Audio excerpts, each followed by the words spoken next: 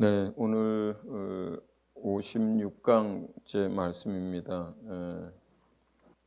오늘 다루게 되는 본문은 이제 문단이 몇 개가 있습니다. 근데 그 문단 하나하나를 이제 설교로 다루면 그 한 문단을 가지고 이제 설교 한 주제로 다루어지는 게 맞습니다. 그런데 제가 오늘 문단을 세 개를 말씀을 나누려고 해요. 자, 우선 첫 번째 말씀은 마태복음 16장입니다. 21절에서 27절 이야기입니다. 마태복음 16장 21절에서 27절. 한 절씩 저하고 교독합니다. 제가 먼저 읽습니다. 이때로부터 예수 그리스도께서 자기가 예루살렘에 올라가 장로들과 대제사장들과 서기관들에게 많은 고난을 받고 죽임을 당하고 제3일에 살아나야 할 것을 제자들에게 비로소 나타내시니 베드로가 예수를 붙들고 항변하여 이르되 주여 그리 마옵소서 이 일이 결코 주께 미치지 아니하리이다. 예수께서 돌이키시며 베드로에게 이르시되 사탄아 내 뒤로 물러가라. 너는 나를 넘어지게 하는 자로다. 내가 하나님의 일을 생각하지 아니하고 도리어 사람의 일을 생각하는도다 하시고, 이에 예수께서 제자들에게 이르시되 누구든지 나를 따라오려거든 자기를 부인하고 자기 십자가를 지고 나를 따를 것이니라. 누구든지 제 목숨을 구원하고자 하면 잃을 것이요 누구든지 나를 위하여 제 목숨을 잃으면 찾으리라. 사람이 만일 온 천하를 얻고도 제 목숨을 잃으면 무엇이 유익하리요? 사람이 무엇을 주고 제 목숨과 바꾸겠느냐? 인자가 아버지의 영광으로 그 천사들과 함께 오리니 그때에 각 사람이 행한 대로 갚으리라. 아멘. 하나님의 일이라고 하는 것은 하나님이 먼저 뜻을 정합니다. 하나님 마음의 뜻을 정하시고 그 다음에 그 뜻을 이루기 위해서 하나님은 계획을 세우세요. 그러니까 그냥 마음에 뭘 하고자 한다고 해서 막 이렇게 하시는 게 아니라 그 마음에 원하시는 것들을 이루시기 위해서 아주 세세히 세부적으로 이 세상에 그 어떤 사람이 전략을 짜거나 방법을 세우는 것보다 더 세밀하게 계획을 세웁니다. 그리고 하나님이 어떤 일들을 계획을 세우셨을 때는 그것을 대부분은 말씀으로 나타냅니다. 내가 이러이러한 일들을 하시겠다라고 하는 걸 미리 사람들에게 말씀을 하세요. 하나님의 종들을 통해서. 물론 그렇다고 해서 하나님이 하시는 그 모든 일들을 다 드러내지는 않습니다.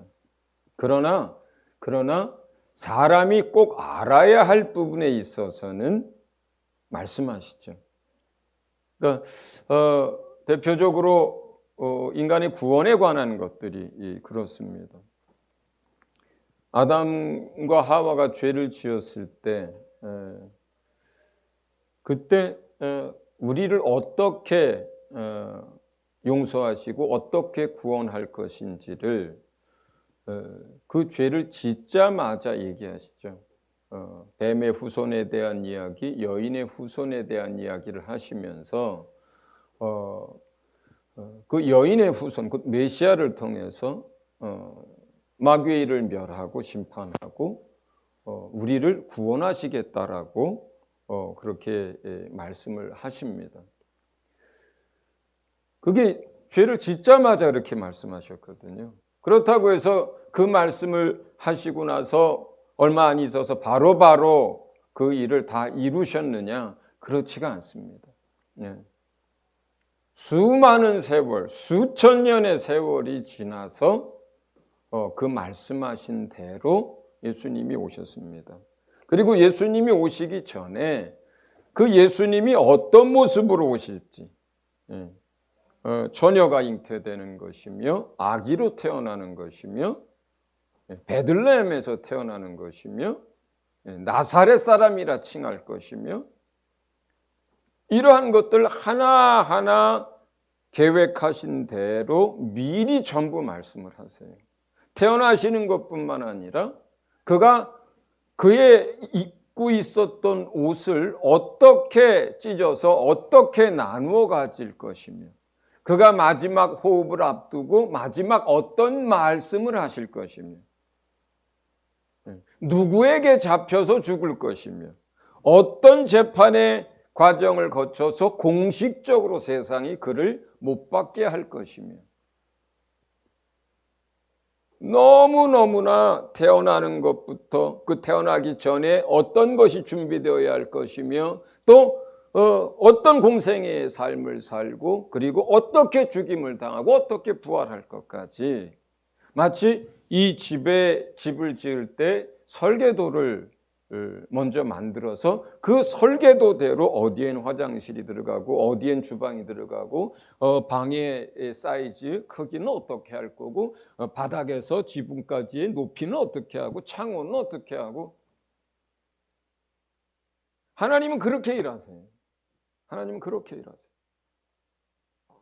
그러니까 우리가 하나님의 일에 동참하고 하나님과 함께 주의 일을 하려면 무엇을 아는 것이 가장 필요하겠어요? 하나님의 뜻과 계획과 지금 우리가 어느 시대에 살고 있는지를 아는 것이 그만큼 중요합니다. 그만큼 중요합니다. 하나님의 뜻을 알지 못하면 오늘처럼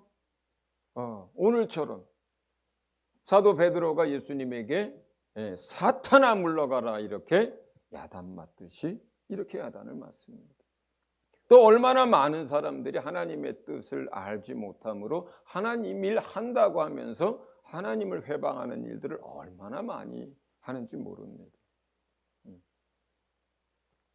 하나님은 이와 같이 주의 선지자들을 통해서 또 기록된 말씀을 통해서 당신의 뜻, 당신의 계획, 그리고 지금 우리가 어느 시대를 살고 있는지를 알려주시고 말씀하셨습니다.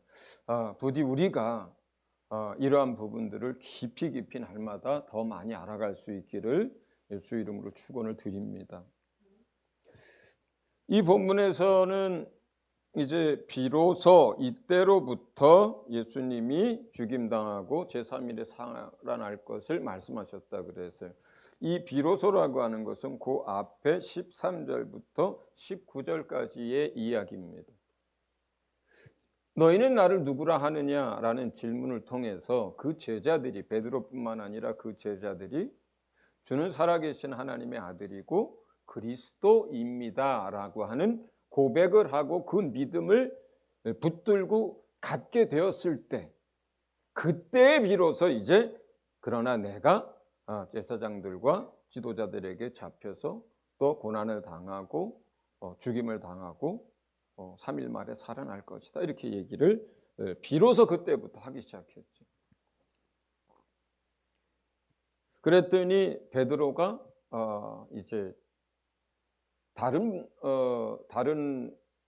번역본들에 보면 예수님하고 따지고 예수님하고 말다툼하듯이 예수님한테 대들듯이 진짜로 정색을 하고 예수님에게 그 일이 안 이루어질 것이라고 반대하는 거예요. 안 이루어질 뿐만 아니라 베드로 생각엔 그런 게 있죠. 내가 결코 그런 일이 주에게 미치지 않게 하겠나이다. 그 베드로의 진짜 생각이었어요. 그래서 실제로 베드로가 나중에는 예수님을 부인하고 또 저주하는 일을 하지만 그 전에는 어땠습니까? 사람들이 예수님을 잡으러 나왔을 때 칼을 들고 맞서서 말고의 귀를 잘라버린 당사자가 베드로란 말이에요. 실제로 베드로는 지금 이 상태에서 그가 좀 전에 믿음을 고백했잖아요. 이때 베드로는 진심이었고 참 믿음이었고, 그리고 베드로는 정말로 주님을 좋아했을 뿐만 아니라 주님을 위해서 목숨도 버릴 수 있다고 생각을 하고 있었어요, 실제로. 그리고 베드로는 지난 2년 넘게 예수님만 따라 살았습니다. 그리고 예수님을 따르기 전에 그는 뭐예요? 모든 걸 다 버려두고 쫓았습니다. 베드로가 얘기하잖아요. 우리가 주를 따르기 위해서 모든 것을 버렸나이다. 우리를 위하여 어떤 상과 영광이 주어지겠나이까. 그러니까 베드로는 주님이 주실 영광, 주님이 주실 상급, 주님이 주실 영원한 것들, 이러한 것들을 얻기 위해서 이 땅의 것들을 실제로 다 내려놨던 사람이에요. 자기의 배도 내려놨습니다. 자기의 직업 내려놨습니다. 더더군다나 결혼을 했던 사람이에요. 자기 아내도 집에 놔두고 주님을 따랐습니다. 그런데 주님이 지금 그렇게 얘기하는 거죠.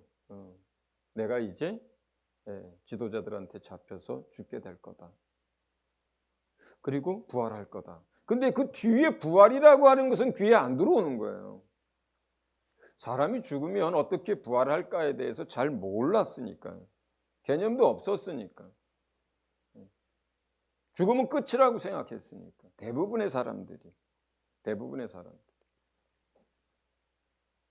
제자들이 나중에 부활을 증거하고 부활을 정말 목숨 걸고 증거했던 것은 예수님이 부활하신 그 모습을 봤기 때문이고, 성령이 그 안에 임해서 하나님의 예언들이 그제서야 시편의 부활에 대해서 기록된 것들, 또 선지자들이 부활에 관해서 기록됐던 것들이 그게 무슨 의미인지를 정확하게 알았던 것이지, 사실은 예수님 부활하시기 전까지, 성령이 임하시기 전까지는 부활이라고 하는 것은 단어는 이해할 수 있을지 모르지만 그 실체를 도저히 알 수가 없었던 개념이거든요. 그러니까 그게 먼저 들어오는 게 아니라 뭐가 들어오냐면 세상 지도자들에게 잡혀서 죽게 될 거다까지만 들어오는 거예요. 그 머리에, 귀에. 그러니까 절대로 그런 일들이 일어나지 않을 것입니다. 내가 그런 일들이 일어나지 않도록 하겠습니다. 목숨을 걸고서라도 내가 주를 지키겠나이다. 이런 얘기를 한 거죠. 그런데 이 일이 지극히 보통 사람이 할 수 있는 이야기인 거예요. 세상에서의 선생과 제자라면 이렇게 할 수 있는 거예요. 세상에서라면. 그리고 사람 사이의 관계에서라면 의리가 있고 책임이 있고 의무가 있고 어떤 인정이 있고 하는 이런 일이라면 이건 사람 사이에서 이렇게 하는 게 맞는 거죠. 자기가 따르던 선생인데, 그죠? 그런데 많은 사람의 일 가운데는 정면으로 하나님의 뜻과 하나님의 계획과 하나님의 일에서 벗어난, 그것을 대항하는, 그것에 저항하는, 그것을 방해하거나 막는 일들이 사람의 일 가운데는 수도 없이 일어나요. 그러면 사단의 일이라고 하는 건 뭐냐? 정확하게 하나님의 뜻을 회방하는 겁니다. 하나님의 계획을 저지하는 겁니다. 하나님의 말씀하신 것들이 일어나지 않도록 하는 것이, 그게 사단의 일이에요. 사단의 일이라고 하는 것이. 사람에게 왜 죄의 유혹을 던져서 사람을 죄짓게 만들었을까요? 그 사람을 향한 하나님의 뜻이 안 이루어지도록 하게 하려고 한 거예요. 왜 하나님의 아들인 걸 알면서도 예수를 죽이기 위해서 사람들에게 유혹하고 사람들에게 생각을 놓고 사람 속에 들어가서 예수를 죽일까요? 그 예수가 죽어서 그가 모든 하늘과 땅의 모든 권세와 영원한 나라의 왕이 되지 못하도록 하기 위해서 예수를 죽인 거예요. 왜 사람들이 예수님 못 믿게 할까요? 예. 그 사람이 믿어서 하나님의 자녀가 되고 영원한 나라에 하나님의 백성이 되는 것이 하나님의 뜻이기 때문에 그걸 저지하기 위해서 예수 못 믿게 하는 거예요. 왜 사람들에게 병을 가져다 주고 왜 사람들에게 정신적인 문제를 앓게 하고 그렇게 사람들에게 역사를 할까요? 하나님은 그 사람들이 온전하기를 원하고 건강하기를 원하고 그 내면이 깨끗하고 건강하기를 원하기 때문에 그게 하나님의 뜻이에요. 우리를 향한. 그래서 그걸 회방하는 거예요. 그걸 회방하는 거예요. 그런데 왜 이렇게 집요하게 그리고 마치 며칠씩 굶어가지고 그냥 사냥감밖에 먹을 거밖에 눈에 보이지 않는 짐승처럼 왜 그렇게 사단은 역사를 할까요? 왜 그럴까요? 여러분, 사단이 그렇게 일하는 이유는 그는 하나님을 대적하고 하나님의 자리에 그가 서고자 하는 그 죄를 범하는 그 시간 이후로 영원한 저주와 영원한 형벌을 받도록 정해진 존재예요. 그걸 바꿀 수가 없어요. 그걸 바꿀 수가 없어요. 사단도 사실 그걸 알아요. 그걸 바꿀 수 없다는 걸 압니다. 그런데도 왜 마지막까지 발악을 할까요? 마지막 때 예수님 재림 직전에 발악하는 걸 보면 아주 가관입니다. 사람들도 악에 받쳐서 대놓고 하나님을 대적하고요. 사단도 또 사단을 따르는 악한 영들도 드러내놓고 하나님과 싸웁니다. 왜 싸울까요? 왜 싸울까요? 왜 그렇게 집요하게 사람들을 회방하고 하나님의 일들을 회방할까요? 그가 멸망하는 건 정해져 있고 그가 영원한 형벌을 받게 되는 건 정해져 있습니다. 그날 그 시간을 늦추기 위해서 그런 거예요. 그날 그 시간이 오지 않도록 하기 위해서 하는 거예요. 하나님의 계획과 말씀하신 것이 다 이루어져야 그 나라가 임하는 거거든요. 그때가 임하는 거거든요. 모든 열방에게 복음이 증거되리라 주님이 말씀하셨어요. 그런데 예를 들어서 몇몇 민족에게 몇몇 나라에게 복음이 증거되지 않았어요. 그럼 어떻게 될까요? 될 때까지 미뤄지는 거예요. 하나님이 말씀하셨거든요. 모든 민족에게 복음이 증거될 거라고 말씀하셨어요. 그러면 그렇게 돼야 그 말씀하신 것들이 성취돼야 그 다음에 주께서 오시는 거거든요. 사단은 그걸 저지하면 어떻게 돼요? 저지할수록 자기가 멸망당하고 영원한 형벌에 던져지는 날이 늦춰지는 거예요. 만약에 사단이 끝까지 그 모든 민족의 복음이 증거되는 걸 저지할 수 있다면, 물론 저지할 수 없어요. 불가능한 거예요. 하나님이 하시니까. 그렇더라도 만약에 가설로 만약에 그럴 수 있다면 어떻게 될까요? 사단은 불구덩이에 떨어지지 않습니다. 그 날이 계속 미뤄지는 거예요. 계속 미뤄지는 거예요. 그렇기 때문에 사단은 하나님의 뜻 어느 것 하나라도 그가 할 수 있는 모든 것들을 다 동원해서 그 뜻을 방해합니다. 그 계획을 무산시키려고 합니다. 그 말씀이 땅에 떨어져서 썩도록 그 말씀이 실현되지 않도록 그렇게 역사를 합니다.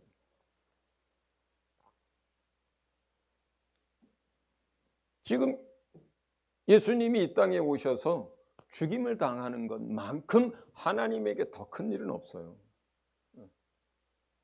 인류에게도 예수님이 죽임 당하는 것만큼 더 큰 일이 없어요.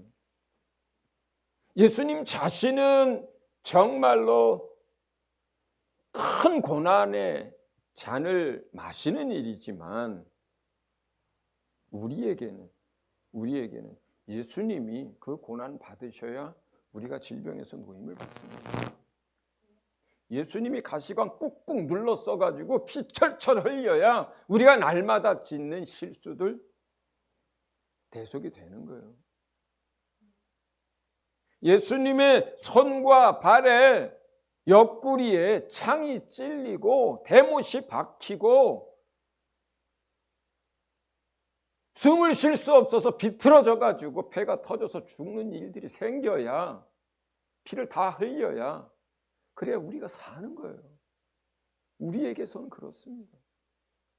그러지 않으면 우리는 마귀를 위해서 예비된 그 불못으로 들어가는 것이고 영원히 멸망하는 거예요. 사람의 일이라는 게 뭡니까? 한 치 앞을 내다보지 못하고 하는 일들이에요. 사람의 일이라는 게 뭡니까? 이 세상에서의 일들이에요. 사람의 생각과 뜻이라는 게 뭡니까? 자기한테 뭐가 필요한지 모르는 게 사람이에요. 그래서 알지 못하고 그저 인간적인 생각, 체면, 관계 이런 것들을 가지고 사람들이 어떤 행동을 하고 말을 하는데 그 속에는 수도 없이 원수가 개입을 해서 그걸 통해서 하나님의 일들을 방해합니다. 그런 일들이 우리 삶에 날마다 일어나요. 날마다 일어나요. 그 가운데 대표적인 주제가 뭐냐면 우리가 날마다 사람의 일을 생각하면서 하나님의 일을 방해하는 대표적인 게 뭐냐면 그 다음에 마태복음 18장 15절에서 20절 형제가 죄를 범하는 문제와 관련된 것들이 유독 이 죄와 관련된 부분들이 유독 우리가 사람의 일을 생각을 하고 하나님의 일을 생각하지 못하는 대표적인 것들입니다. 본문 같이 봅니다. 마태복음 18장 15절에서 20절 한 절씩 교독합니다. 제가 먼저 읽습니다. 내 형제가 죄를 범하거든 가서 너와 그 사람과만 상대하여 권고하라. 만일 들으면 네가 내 형제를 얻은 것이요 만일 듣지 않거든 한두 사람을 데리고 가서 두세 증인의 입으로 말마다 확증하게 하라. 만일 그들의 말도 듣지 않거든 교회의 말하고 교회의 말도 듣지 않거든 이방인과 세리와 같이 여기라. 진실로 너희에게 이르노니 무엇이든지 너희가 땅에서 매면 하늘에서도 매일 것이요 무엇이든지 땅에서 풀면 하늘에서도 풀리리라. 진실로 다시 너희에게 이르노니 너희 중에 두 사람이 땅에서 합심하여 무엇이든지 구하면 하늘에 계신 내 아버지께서 그들을 위하여 이루게 하시리라.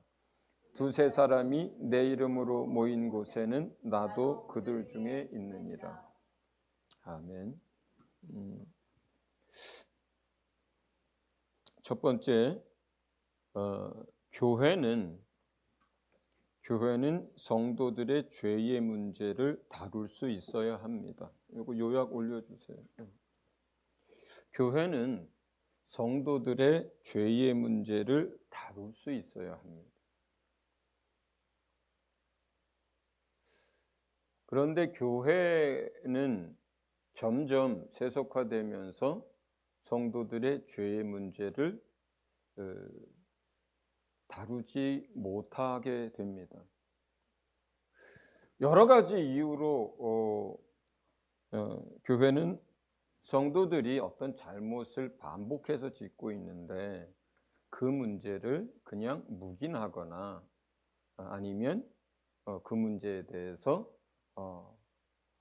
피합니다.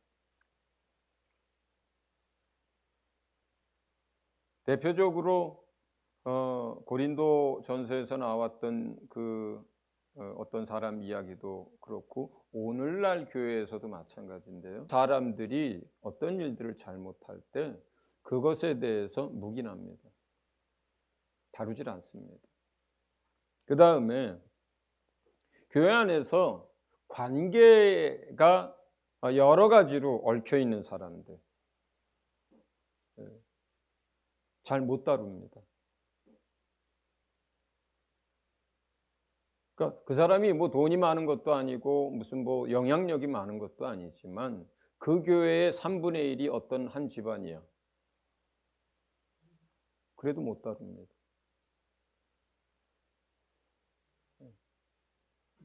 그 다음에 교회 안에 비슷한 죄와 허물을 계속 반복해서 짓는 일들이 여러 사람이 있을 때도 잘 못 다룹니다. 세상 사람 다 그래. 이렇게 되는 문제들이 있죠. 잘 못 다룹니다. 또 교회 사역자가 짓고 있는, 반복해서 짓고 있는 그런 죄의 문제들이 있다면 그거 역시 교회에서 잘 못 다룹니다.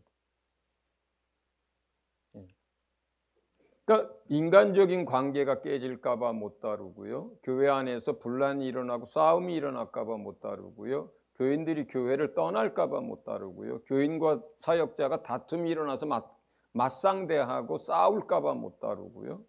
교회에 재정이 문제가 생길까 봐 못 다룹니다. 실제로. 그런데 주님이 말씀하시는 교회는 성도들의 죄의 문제를 다룰 수 있어야 건강한 교회가 되고 교회다워집니다.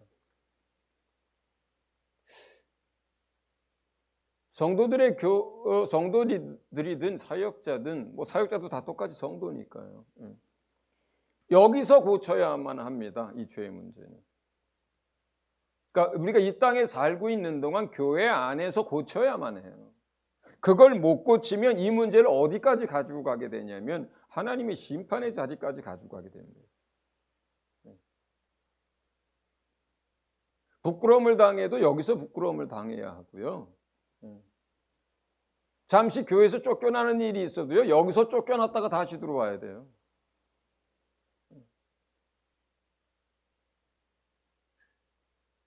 속상해도 체면이 구겨져도 여기서 당하는 게 낫습니다. 세상에선 그런 문제를 안 다뤄요. 세상에서는 뭐 남에게 피해를 준 그런 죄의 문제가 있어서 고소고발이 되면 그때서 다루죠, 세상은.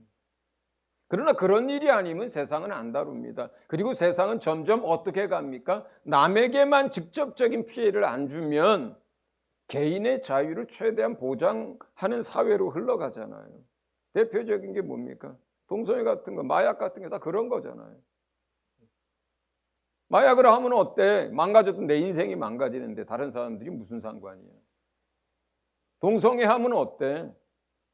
내 취향인데 내가 동성애 하는 것으로 다른 사람들한테 해 안 끼치면 되는데.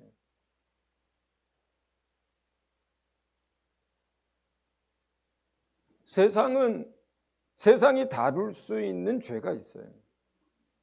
요즘은 결혼한 사람이 다른 사람과 부적절한 관계를 가져도 이제는 그것에 대해서 뭐예요? 간음죄가 성립도 안 하는 나라가 얼마나 많습니까?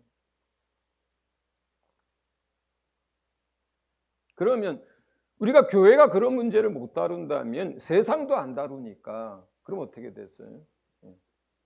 교회 안에 누룩처럼 번지게 돼요. 세상은 그렇게 돌아간다 하더라도 교회도 그렇게 되면은 교회는 그 문제가 누룩이 번지듯이 번져버려요.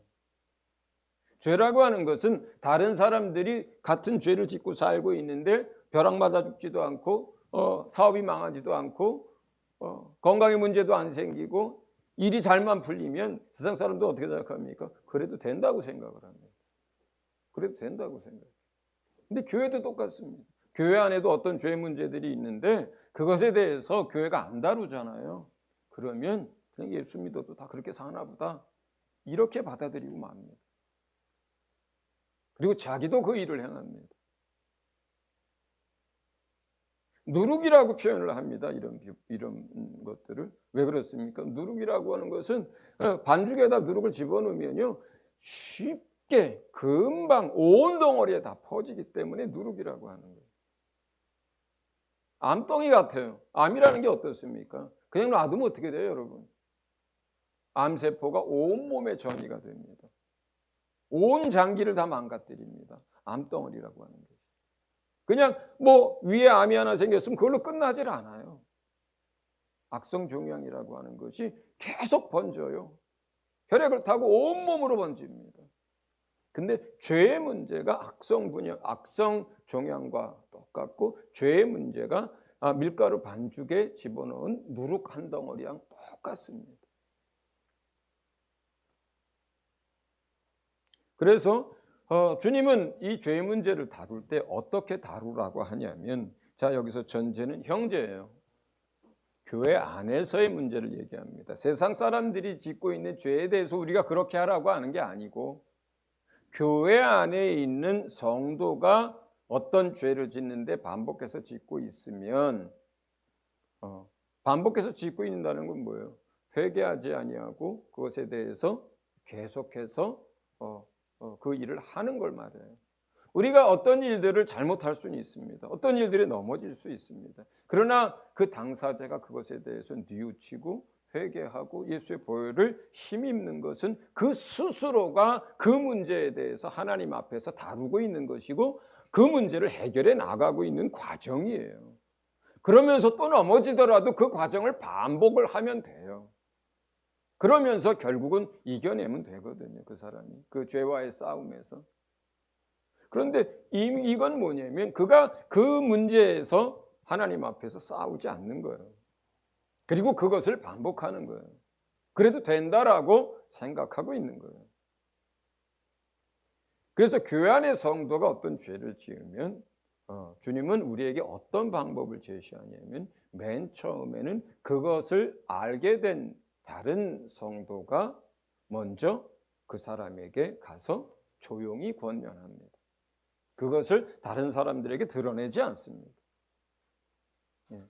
다른 사람들에게 그런 것들이 뭐 소문이 나고, 또 사람들 뭐 그냥 입에서 입으로 대고, 사람들이 다 알아서 그 사람을 보면서 뭐 어떻게 하고, 이렇게 되지 않도록 조용히 그 사람에게 가서 권면을 합니다. 물론 교회가 이걸 다룰 때도 그렇고, 그 다음에 두세 사람이 가서 다룰 때도 그렇고, 혼자 가서 그 얘기를 할 때도 마찬가지인데, 우리가 너무나 잘 알죠. 이 문제가 얼마나 쉽고, 얼마나 원수가 집요하게 개입을 하고 이간질하고, 또 이 문제가 굉장히 중요한 문제라는 걸 우리가 알아요. 그렇기 때문에 우리가 어떤 한 사람에게 이 문제를 권면할 때 정말 내가 저 사람을 사랑하는가? 내가 저 사람을 정말 위해서 그러는 건가? 내가 저 사람을 위해서 정말 기도하면서 이렇게 하고 있는 건가? 내가 그 사람에 대한 긍휼히 여기는 마음이나 사랑하는 마음이 없는 상태에서는 그 사람에게 이 죄의 문제를 다룰 수가 없어요. 그렇게 되면 어떻게 되냐면 그냥 정죄와 비단이 돼버려요. 정죄와 비판이 돼버려요. 당연히 그러면 그 사람은 그걸 받아들이지도 않습니다. 다툼이 일어납니다. 그러니까 우리가 어떤 한 사람이 형제의 자매의 죄의 문제를 다룰 때 당연히 그 사람에 대한 긍휼과 사랑하는 마음을 가지고 기도하고 다룹니다. 자, 그런데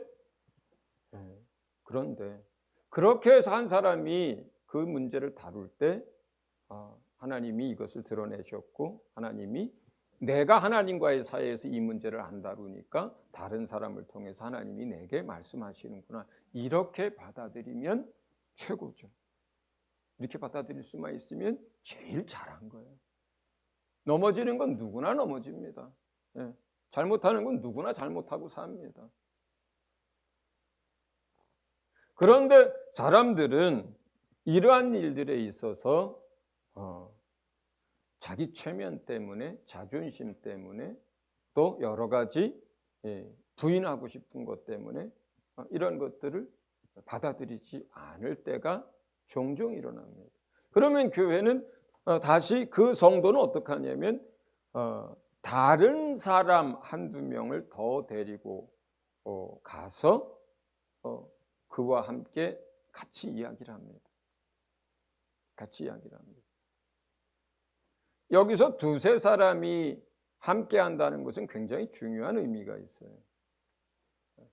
어떤 의미가 있냐면 하나님이 그들과 함께 한다는 의미가 있고요.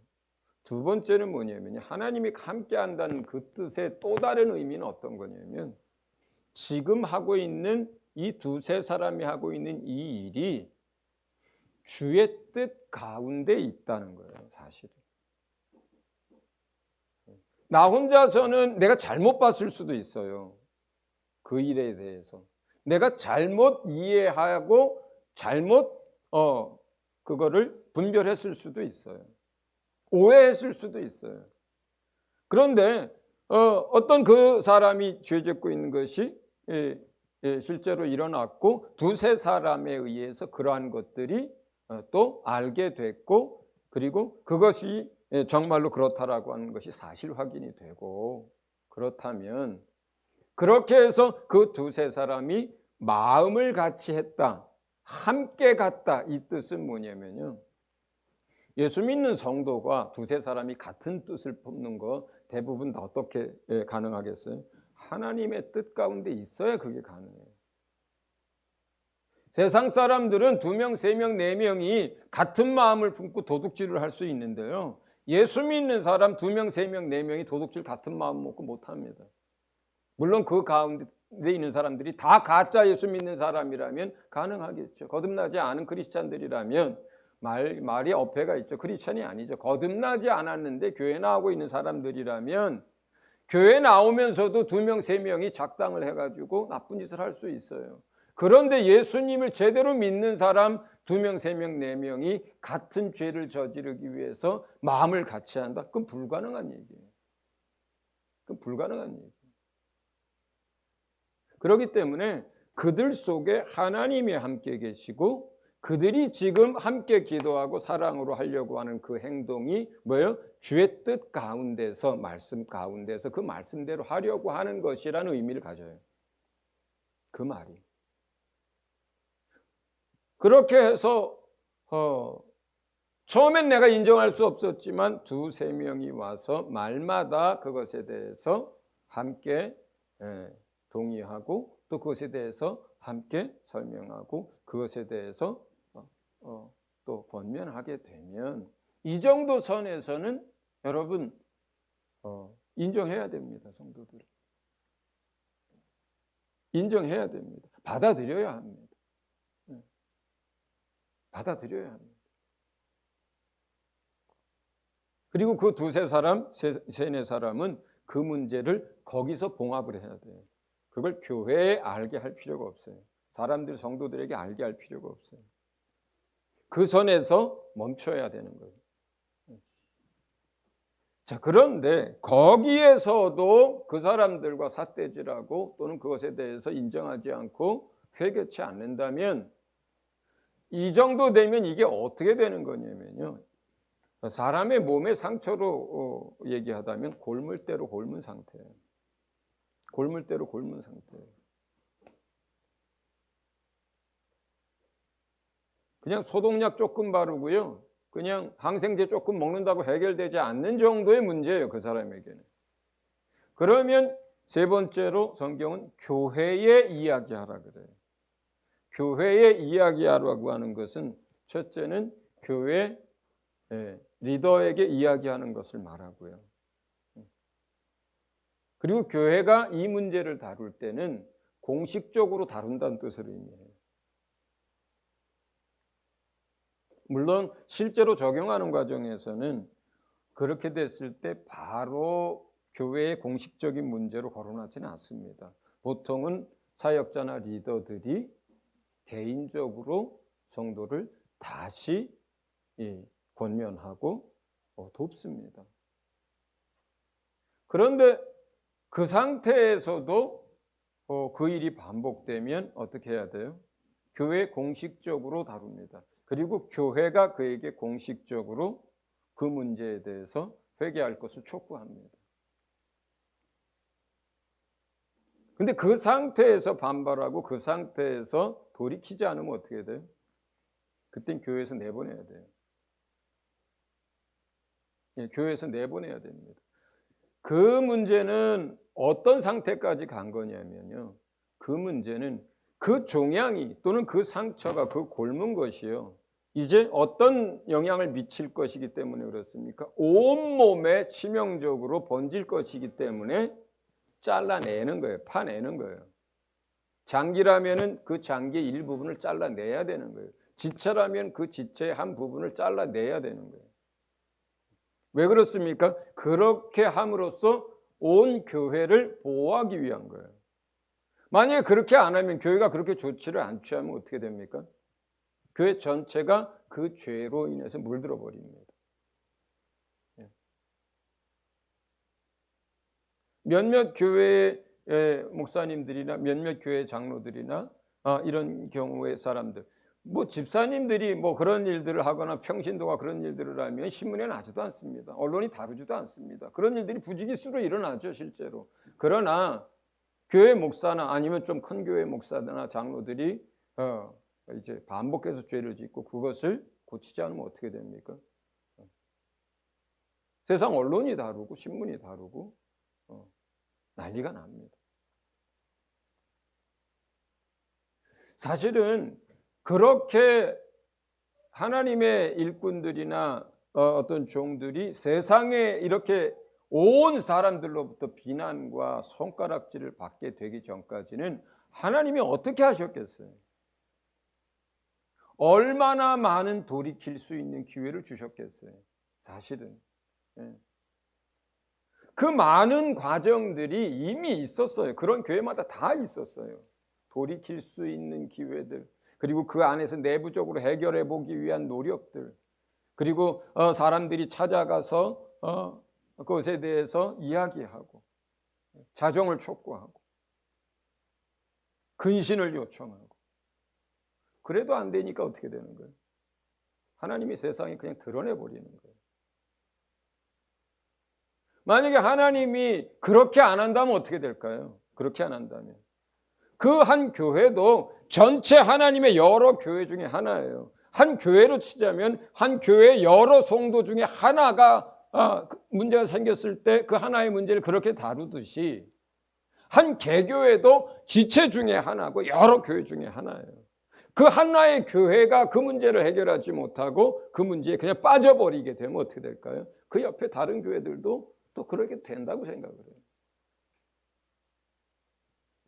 그렇기 때문에 하나님이 이 문제를 그렇게 다루시는 거예요. 명백한 사실인데도 불구하고 그것이 세상 재판정으로까지 간다. 그건 이미 여러 번의 기회를 놓친 거예요. 성도가 됐든 사역자가 됐든. 그 다음에 세 번째로 죄로 인해 믿음에서 떠나거나 외식하는 자가 되도록 하지 말아야 한다. 왜 이것이 그렇게 중요하냐면 온 몸이 다른 몸이 썩지 않게 하는 것도 중요한데 1차적으로 더 중요한 건 뭡니까? 교회는 영혼들이에요. 성도들이에요. 1차적으로 중요한 건 뭐예요? 죄 짓고 있는 그 당사자예요. 그 당사자를 교회가 이 문제를 이렇게 다루지 않으면 어떻게 되냐면 그 사람은 계속해서 그 죄 아래서 머물게 되다가 결국은 양심의 화인을 맞기도 하고 결국은 교회를 떠나기도 합니다. 그리고 결국은 어떻게 돼요? 맨 마지막에 만약에 예수님까지 부인하고 그리고 세상으로 다시 돌아가고 그리고 믿음을 만약에 다 버리게 된다면 어떻게 돼요? 그 영혼이 잃어버려지게 되는 거예요. 그 영혼을 잃어버리게 되는 거예요. 당사자는 자기 영혼이 지옥에 들어가게 되는 거예요. 그걸 막기 위해서 하는 거예요, 이게. 그 영혼을 살리기 위해서 하는 거예요.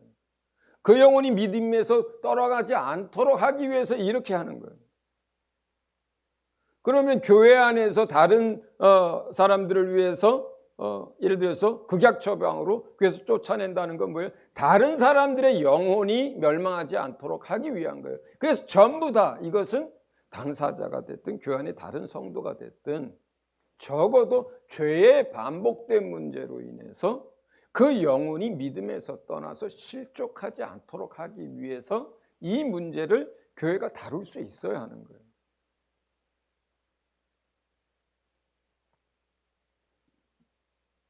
요즘 세상에서 교회가 성도의 죄의 문제를 얼마나 다룰 수 있는지 잘 모르겠어요. 회의적입니다. 세상에서 살던 많은 사람들은 이제 세상에서조차 권위라고 하는 것을 인정하지 않습니다. 뭐 대통령 부르면서 뭐 누구씨 할 뿐만 아니라 욕하고 별 소리 다 합니다. 한 나라의 대통령한테도 그렇게 합니다. 부모한테도 쌍욕을 해가면서 별짓들을 다 하는 게 세상입니다. 권위를 잃어버린 세상 속에서 살다가 예수님을 믿고 교회 안에 들어온 성도들이 아직 옛사람의 그것을 다 벗어버리기 전에는, 예를 들어서 이런 문제를 교회 목회자가 다루어요. 그럼 어떻게 반응할까요? 정말로 믿음이 있고 하나님의 은혜를 안다면 이걸 받아들이겠지만, 많은 사람들은 이걸 교회 안에서 이렇게 다룰 때 못 받아들입니다. 교회가 여기밖에 없냐? 딴 교회 가면 그만이지. 자기들은 뭐가 그렇게 잘나서 이렇게 반응합니다. 이렇게 반응한 것들이 사람의 일들대로 반응하는 거예요. 그런데 이 가운데서 원수가 역사하면 어떻게 합니까? 그 사람의 생각대로 반응하도록 계속 원수는 사람들에게 감정적으로 생각을 통해서 사람들에게 역사를 합니다. 받아들이지 않도록 역사를 해요. 그래야 그 영혼을 구원하고자 하는, 그리고 그 영혼을 약속한 대로 하나님의 나라에 데리고 가고자 하는 하나님의 뜻을 저지할 수 있으니까, 그 뜻을 회방할 수 있으니까. 그렇기 때문에 여기서 예수님이 우리 베드로에게 얘기했던 것처럼 우리가 하나님의 교회 안에서 어떤 일들을 할 때 기준이 되는 게 뭡니까? 하나님의 말씀과 뜻이 그러한가예요. 내 생각과 달라도, 내 체면이 구겨져도, 내 자존심이 상해도, 관계에 어려움이 생겨도 뭐예요? 하나님의 말씀이 그러한가예요. 권면을 할 때도 하나님의 말씀을 가지고 합니다.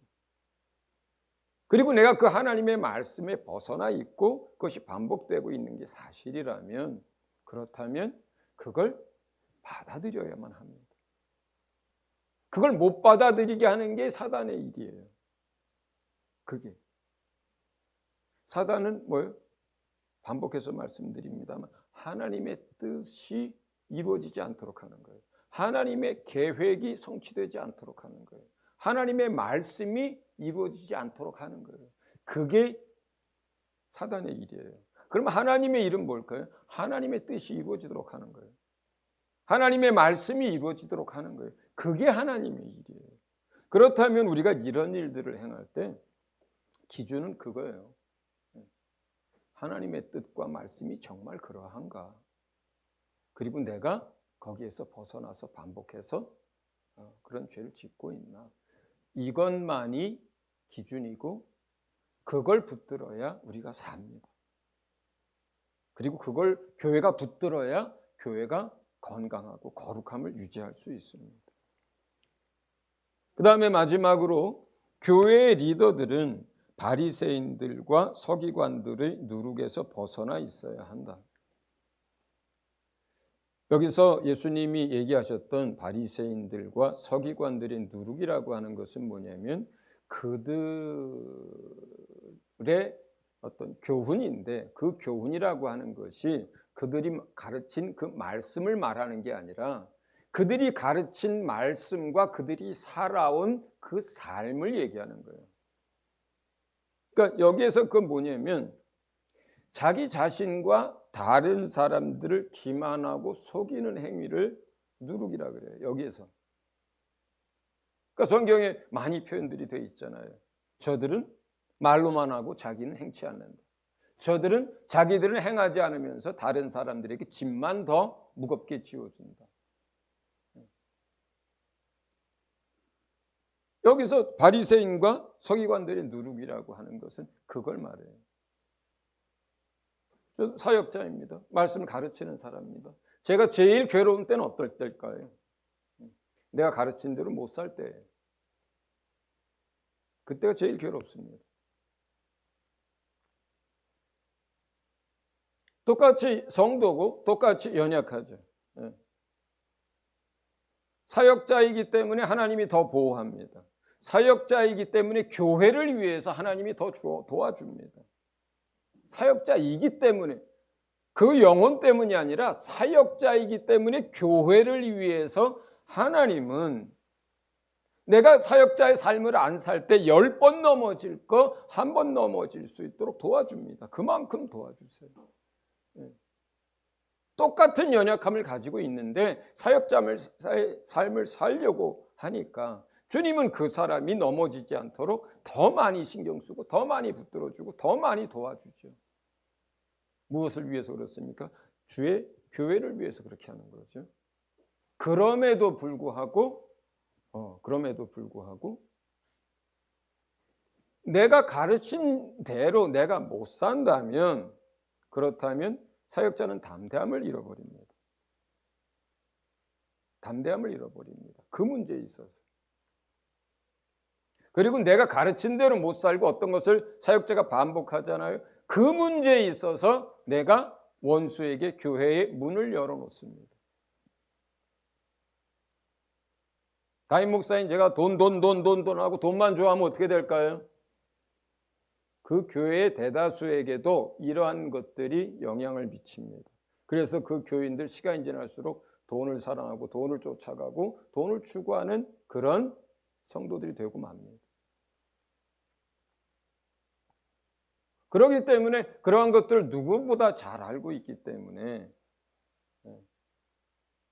아마 저희 교회 사역자들 다 마찬가지일 거예요. 가르친 대로 못 살 때, 그때가 제일 괴로워요. 제일 괴로워요.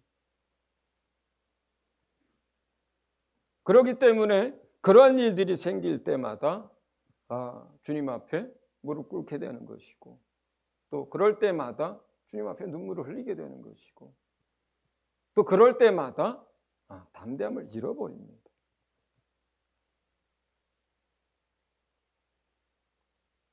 그래서 저도 온전하고 건강해져야 하고, 또 교회마다 성도들이 사역자들을 위해서 기도해야 하는 이유이기도 합니다.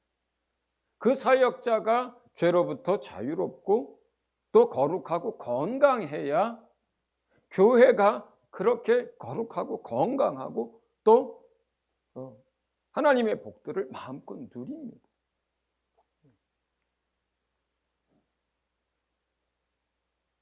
실제로 저도 많이 넘어집니다. 실수를 많이 합니다. 그런데 대부분의 경우 여러분 잘 모르죠? 왜 그럴까요? 교회를 위해서 하나님이 가려주는 게 더 많아서 그렇습니다. 교회를 위해서 하나님이 저를 가려줘요. 그래서 그런 거예요. 그리고 사역자를 다룰 때 다른 방식으로 다룹니다. 하나님은 직접적으로 하나님의 메시지를 다양한 통로를 통해서 받게 합니다. 하나님의 뜻에 벗어났다면 그 뜻에 벗어났다라고 하는 그 사실을, 그 경종을 다양한 방법을 통해서 끊임없이 보냅니다. 그리고 간섭합니다. 그렇게 주님이 간섭하고 도우시는데도 불구하고 만약에 제가 어떤 넘어졌던 일들을 계속해서 반복하고 그것을 돌이키지 않는다면 어떻게 될까요? 나중에 교회 성도들이 알아요. 그렇게 되면 문제가 심각해진 거죠. 그 정도가 되면. 그래서 교회 안에서 사역자든 성도든 그들의 생명을 보존하고 그들의 믿음을 지키고 약속한 하나님의 나라에 한 사람도 놓치지 않고 다 데리고 가려면, 우리 서진교회 안에 모든 성도들이 그리 되려면, 한 영혼도 잃어버리지 않으려면 어떻게 해야 되는 거냐면 이 죄의 문제를 교회가 다룰 수 있어야 하고 성도들이 받아들일 수 있어야 하고 사역자도 그것을 다룰 수 있는 거룩함이 있어야 돼요. 세 번째 주제입니다. 이건 시간이 이제 한 7, 8분밖에 안 남아서 제가 짧게 다루겠습니다. 세 번째 주제는 이어지는 것입니다. 그렇다면 이것을 이렇게 다루었을 때 만약에 그 성도가 회개한다면, 그 사역자가 회개한다면 어떻게 할 것이냐. 예수님은 용서할 줄 모르는 종의 비유를 들어서 마태복음 18장 21절에서 35절. 그러니까 그 앞에 바로 형제가 죄를 범하거든 이 문제를 다룬 다음에 바로 이어서 이 문제를 다루시는 거예요. 이 이야기를 하시는 거예요. 연결되어 있는 거예요. 여기서는 21절부터 끝절까지 교독하도록 하겠습니다. 제가 먼저 읽습니다. 그때 베드로가 나와 이르되 주여 형제가 내게 죄를 범하면 몇 번이나 용서하여 주리이까? 7번까지 하오리이까? 예수께서 이르시되 내게 이르노니 7번뿐 아니라 7번을 70번까지라도 할지니라.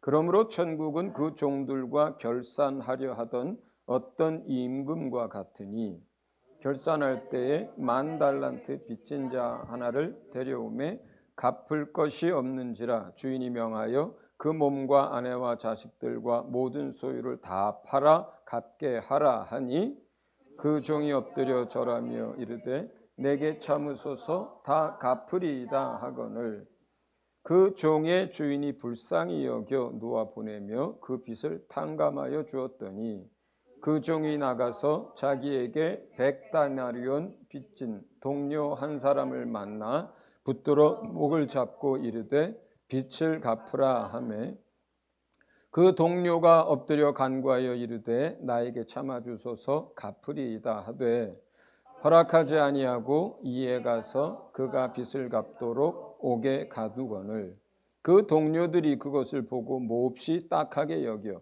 주인에게 가서 그 일을 다 알리니 이에 주인이 그를 불러다가 말하되 악한 종아 내가 빌기에 내가 내 빚을 전부 탕감하여 주었거늘 내가 너를 불쌍히 여김과 같이 너도 내 동료를 불쌍히 여김이 마땅하지 아니하냐 하고 주인이 노하여 그 빚을 다 갚도록 그를 옥졸들에게 넘기니라. 너희가 각각 마음으로부터 형제를 용서하지 아니하면 나의 하늘 아버지께서도 너희에게 이와 같이 하시리라. 아멘. 어떤 사람이 주인에게 종인데 주인에게 10,000달란트를 빚졌어요. 이것이 금 10,000달란트인지 은 10,000달란트인지 동인지 우리가 알 수는 없지만 10,000달란트라고 하는 것은 엄청난 액수의 돈입니다. 여기서 말하는 실제 비유의 속뜻은 뭐냐면 그 사람이 평생 일한다 해도 이것을 갚을 수 없는 금액을 상징합니다. 영원히 갚을 수 없는 금액을 상징합니다. 주인이 이 결산하던 날이 와서 이제 그것을 요구합니다. 그런데 갚을 것이 없게 되자 주인이 그 사람과 그 사람의 아내와 자식과 그가 가진 모든 것을 다 팔아 갚게 합니다. 그러니까 뭐 아내를 팔든지 자식을 팔든지 뭐 다 팔아서라도 갚을 수 있는 만큼 갚아라 이렇게 되는 거예요.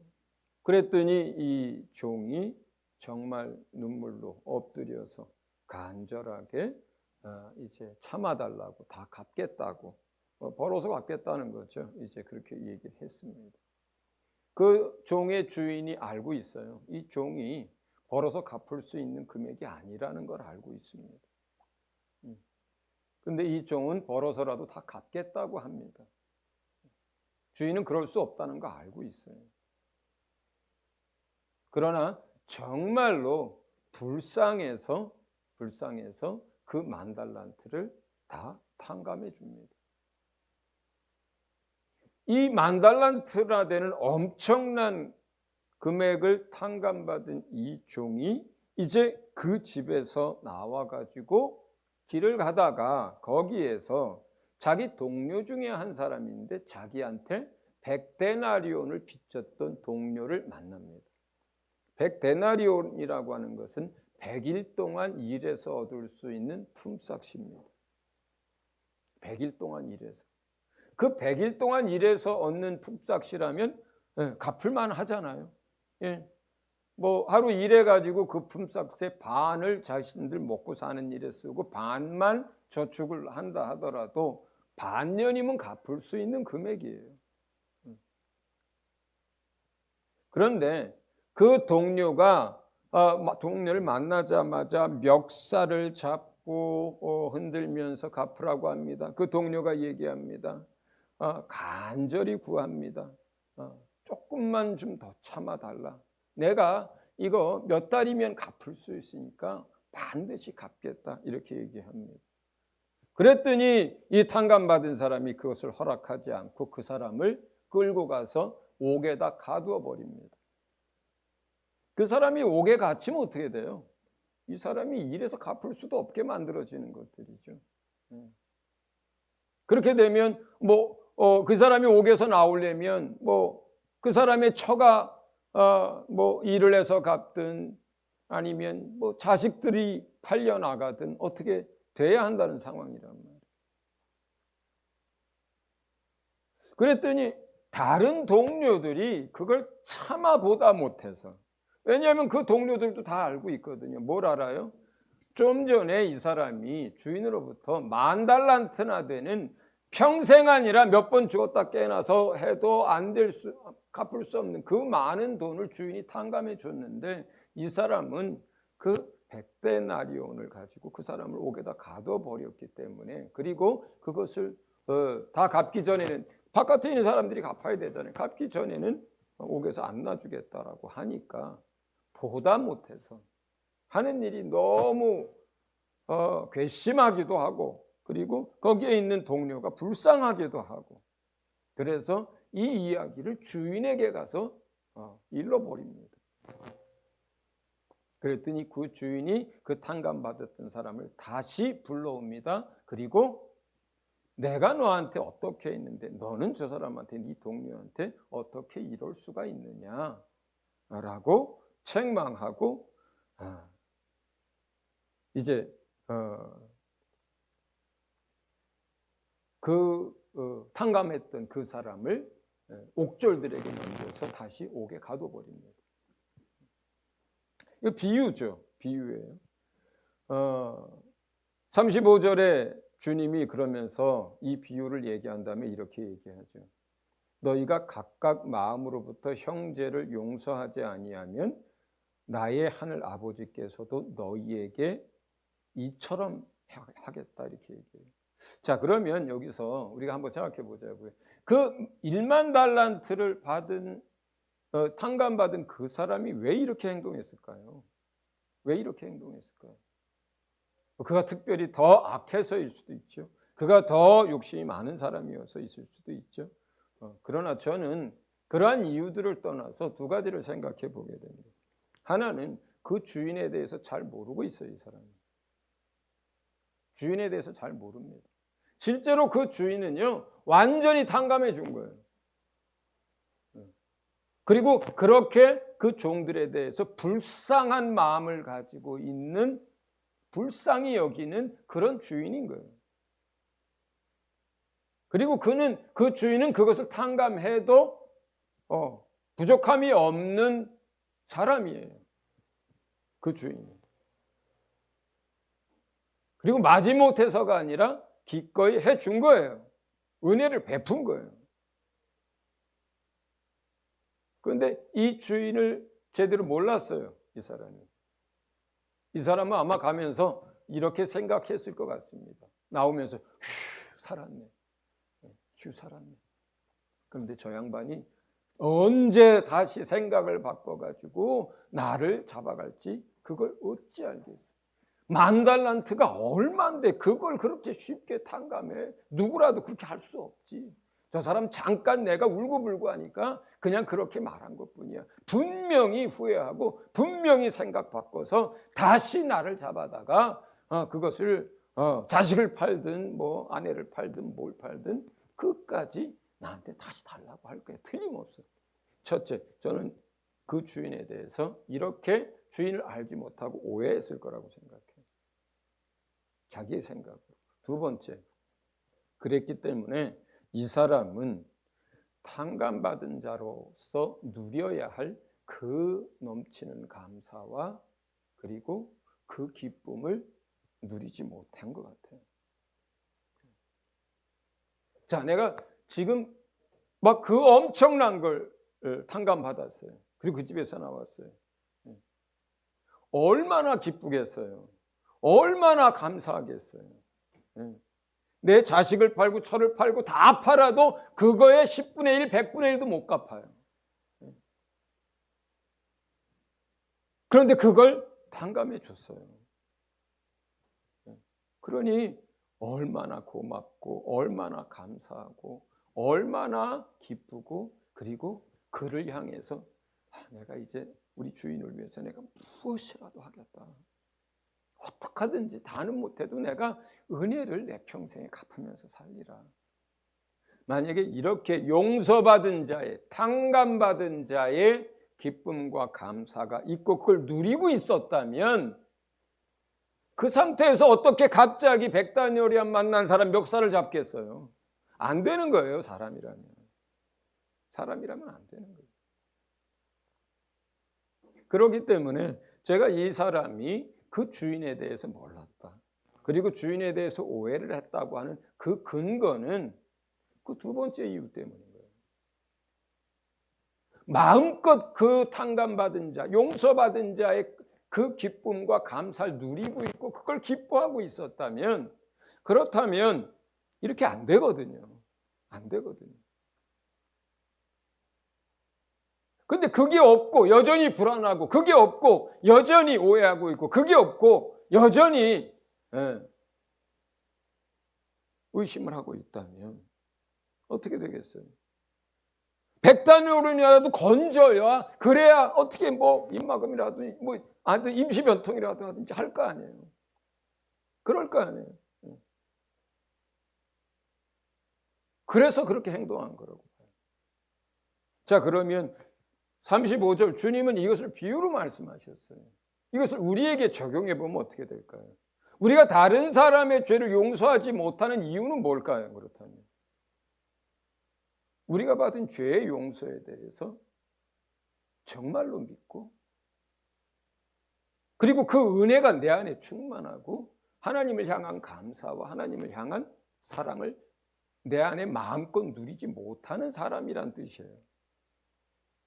누가 용서를 할 수 있을까요? 용서받은 사람이 용서할 수 있는 거예요. 누가 누구를 사랑할 수 있을까요? 사랑받은 사람이 사랑할 수 있는 거예요.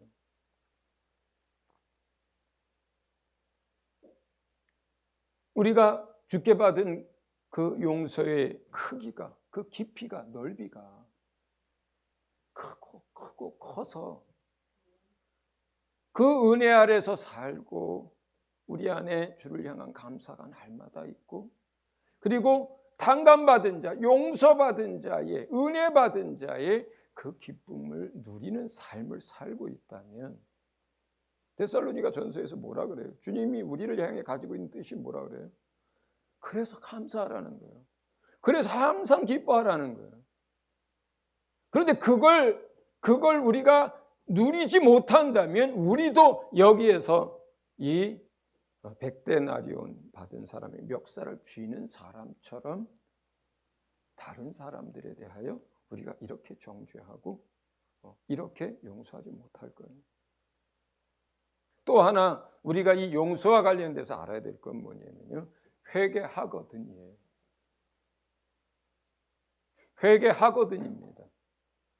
알아서 내가 가서 용서해 주는 건 용서가 아니에요. 그렇게 용서한다고 해봐야 그 사람은 뭐요? 고마워하지도 않고 또 그것에 대해서 참 용서의 의미도 몰라요. 그렇게 하면.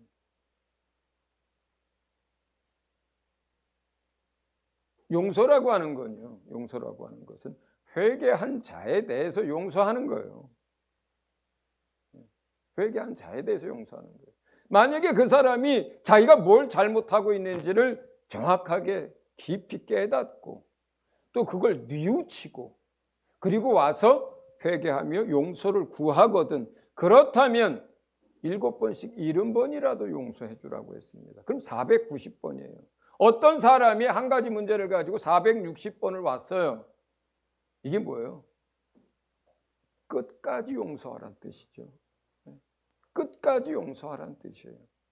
그 사람이 그 문제에 대해서 죄악을 깨닫고 회개하는 마음을 가지고 하나님 앞에 회개하고 죄는 하나님 앞에 먼저 하는 거예요. 회개는 하고 그리고 그 사람에게 가서 내가 잘못했다고 나를 용서해 달라고 하면 그렇다면 그것이 무슨 죄가 됐든 용서해야만 그래야만 그 사람이 누굽니까? 하나님께 용서받은 자예요. 그 사람이 누구예요? 은혜 받은 크리스천이에요. 만약에 만에 하나 우리가 하나님께 용서받은 자고 하나님의 그 큰 은혜를 받은 자인데 불구하고 만약에 우리가 그 사람의 죄를 용서하지 않으면 어떻게 될까요? 하나님이 예수님이 분명하게 이렇게 합니다. 나도 이와 같이 하겠다. 나도 이와 같이 하겠다. 그 주인처럼 하겠다는 거예요. 다시 그 사람 잡아서 옥에다 가둬버리겠다는 거예요. 탕감받은 거 없어지는 거예요. 이렇게 되면.